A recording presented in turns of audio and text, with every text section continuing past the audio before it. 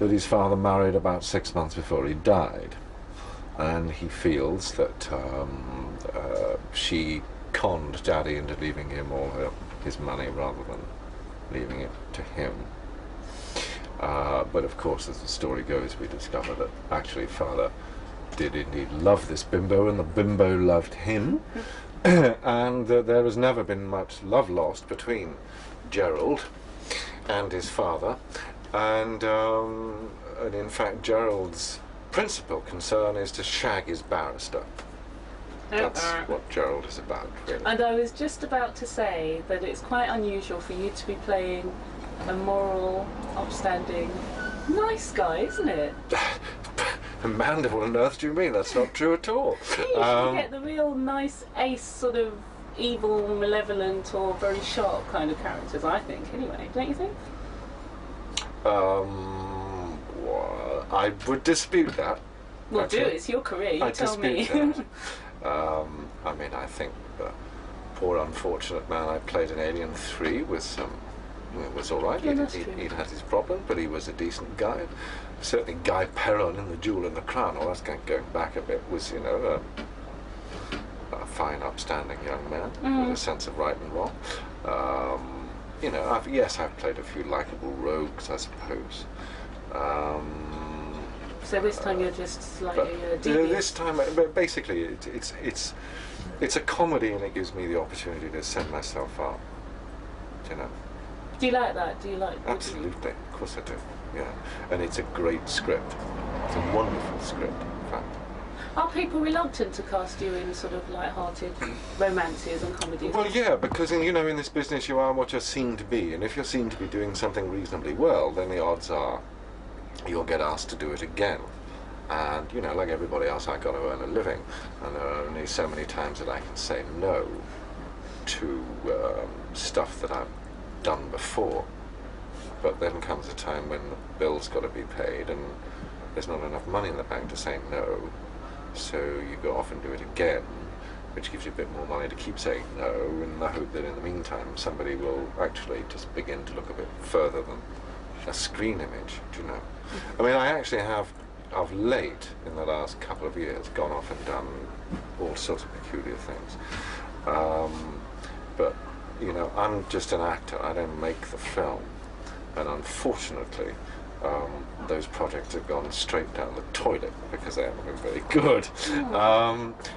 But, you know, that's, I hasten to add, not my fault.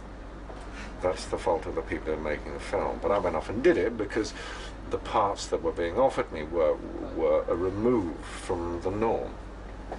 So, you know, I'd go off to Lithuania and play a Tennessee redneck or something, you know, which is what I did. And I went to the Arctic and did an extraordinary film, which is actually really rather good, but is not likely to be seen in any big way. But, you know, really just the same. I'm just a piano player.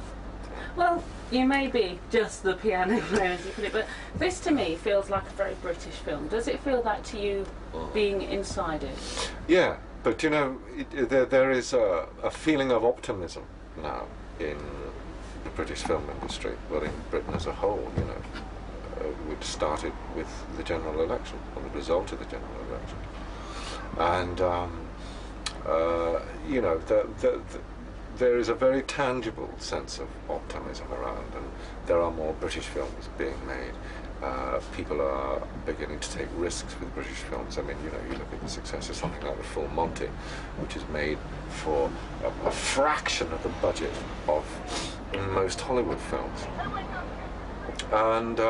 And this is another British film. I'm not sure what the budget is of this, probably about 2.5 to 3 million, I would think. What's the ingredient, do you think, that makes it feel so British? I mean, if we took away the location where we are today, do you think there is an ingredient? Is there a sort of humour or a directing style, or what is it? Yeah, it's, well,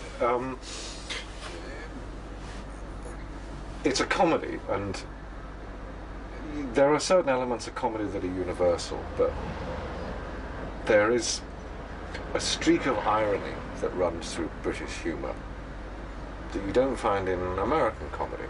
I mean, people rather nastily say that Americans have an irony deficiency. which by and large they tend to do. We appreciate irony. We have an ability to send ourselves up generally more, which is good because we have quite a lot we can send ourselves up about. It's the quality of the writing. As you say, a directing style has something to do with it. I mean, Alistair Reid, who's directing this, I've known for 15, 20 years. He's a wonderful director with actually a great sense of humour. He laughs very readily and easily. And so he has an appreciation of comedy. Across the board, with the exception of Parker Posey, the actors are British. As you say, it's shot in London.